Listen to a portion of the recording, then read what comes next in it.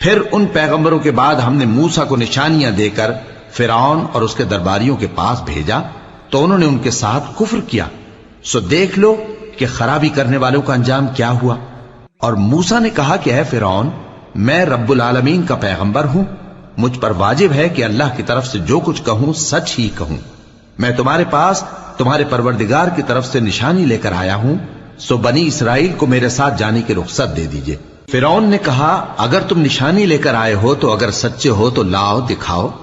موسیٰ نے اپنی لاٹھی زمین پر ڈال دی تو وہ اسی وقت ایک بڑا اژدہا بن گئی، اور اپنا ہاتھ گریبان سے نکالا تو اسی دم دیکھنے والوں کی نگاہوں میں سفید براق یعنی روشن ہو گیا۔ تو قوم فرعون میں جو سردار تھے وہ کہنے لگے کہ یہ بڑا ماہر جادوگر ہے، اس کا ارادہ یہ ہے کہ تم کو تمہارے ملک سے نکال دے، بھلا تمہاری کیا صلاح ہے؟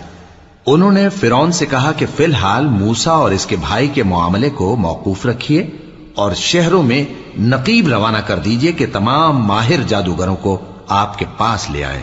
چنانچہ ایسا ہی کیا گیا، اور جادوگر فرعون کے پاس آ پہنچے اور کہنے لگے کہ اگر ہم جیت گئے تو ہمیں صلہ تو عطا کیجیے گا نا؟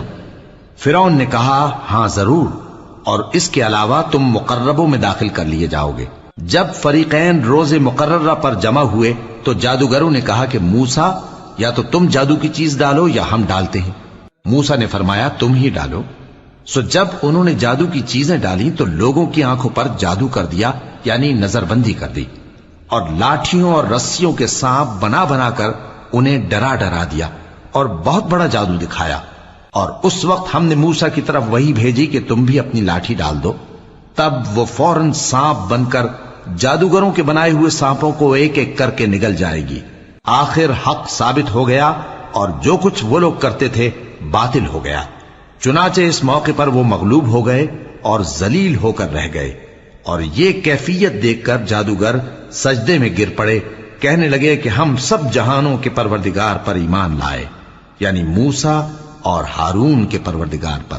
فرعون نے کہا پیشتر اس کے کہ میں تمہیں اجازت دوں تم اس پر ایمان لے آئے، بے شک یہ فریب ہے جو تم نے مل کر شہر میں کیا ہے تاکہ اہل شہر کو یہاں سے نکال دو، سو ان قریب اس کا نتیجہ معلوم کر لو گے۔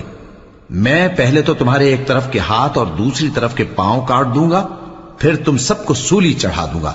وہ بولے کہ ہم تو اپنے پروردگار کی طرف لوٹ کر جانے والے ہیں، اور اس کے سوا تجھ کو ہماری کون سی بات بری لگی ہے کہ جب ہمارے پروردگار کی نشانیاں ہمارے پاس آ گئیں تو ہم ان پر ایمان لے آئے؟